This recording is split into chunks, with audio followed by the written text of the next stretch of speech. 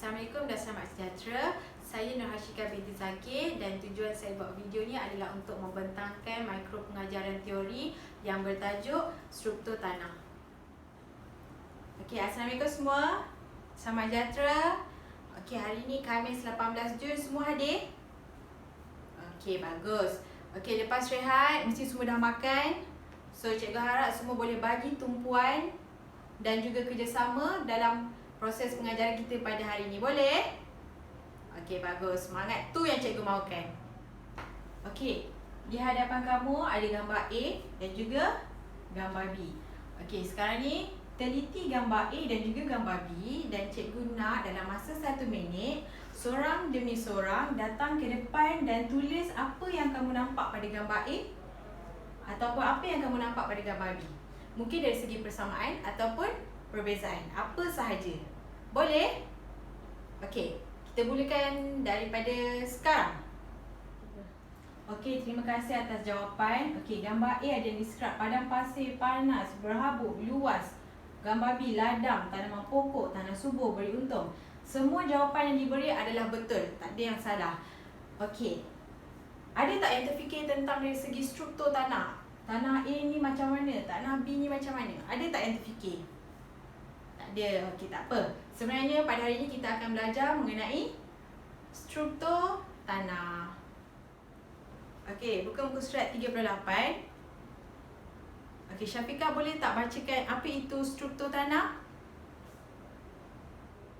Okey, baik. Terima kasih Syafiqah. So, struktur tanah ini adalah susunan kumil-kumil tanah. Kumil-kumil tanah itu apa?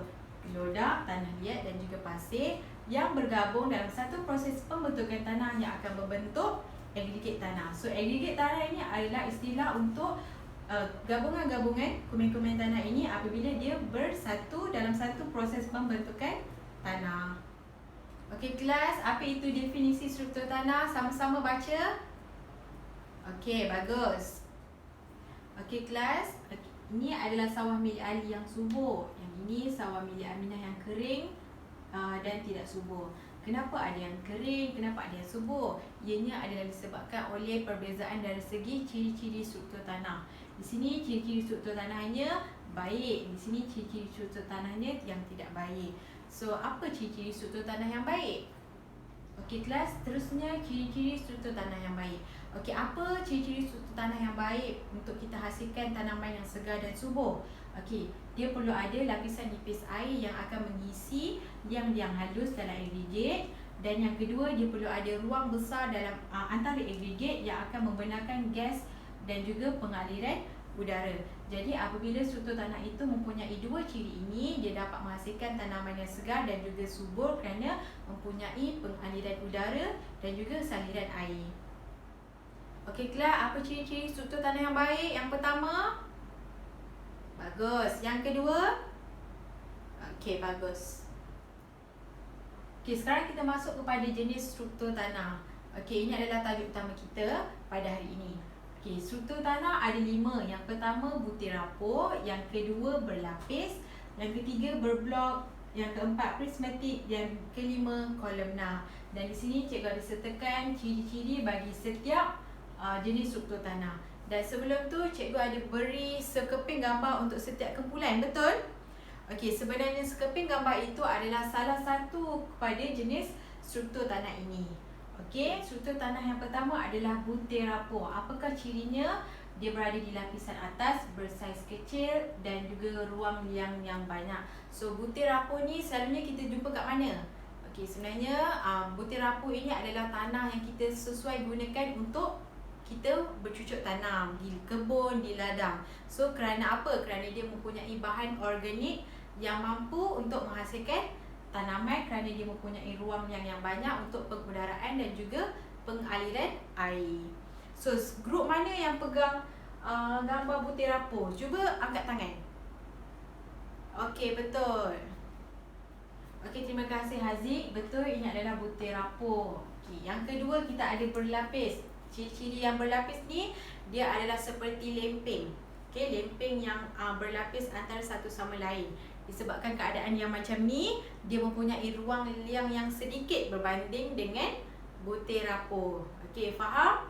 Okey, Okey, siapa pegang gambar berlapis tanpa di hadapan? Okey, terima kasih Aminah. Okey, ini adalah berlapis. Okey, kita ada yang ketiga iaitu berblok. So, berblok ni ciri dia adalah seperti kubus ataupun seperti cube yang tidak sekata.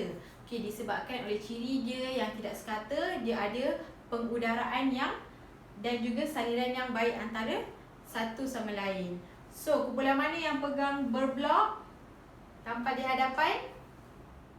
Baiklah, betul ke Aiman tanpa gambar berblok? Okey, betul.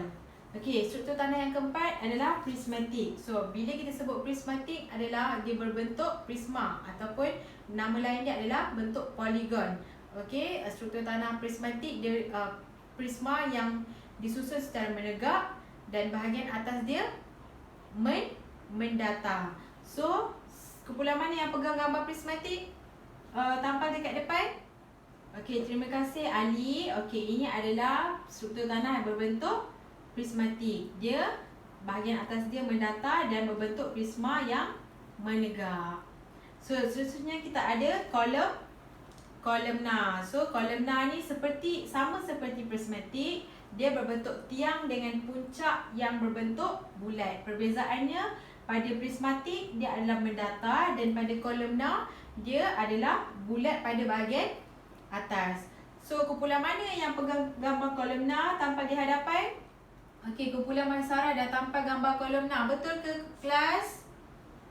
Okey, betul. So, 5 jenis struktur tanah yang kamu perlu tahu berserta cirinya adalah butir rapuh, berlapis, berblok, prismatik dan juga kolumna. So, kesemua 5 jenis struktur tanah ni kamu perlu tahu ciri-ciri baginya. Okay, sekarang kita main aktiviti. Nak tak? Okey, nama aktiviti dia match find, di mana dia perlukan berpasangan. Okey, cikgu tunjuk demo dan kamu dengar betul-betul. Boleh? So, Aminah, cikgu akan bagi nama struktur tanah kepada Aminah.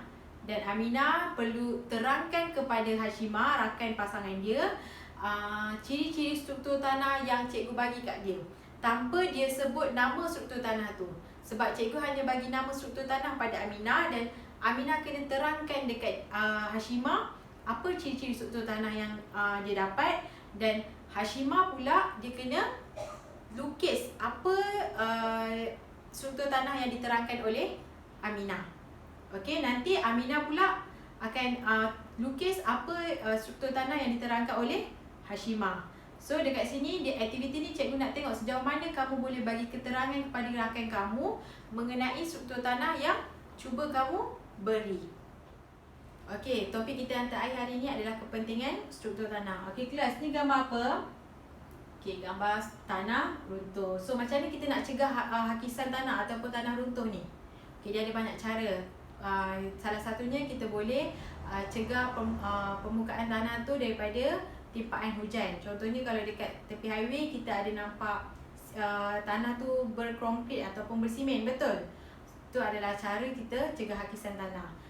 Mungkin kita boleh buat kalau kat Cameron Highland dia buat tanaman teres, dia boleh buat tanaman kontur. Itu adalah salah satu cara untuk kita buat kita cegah hakisan tanah.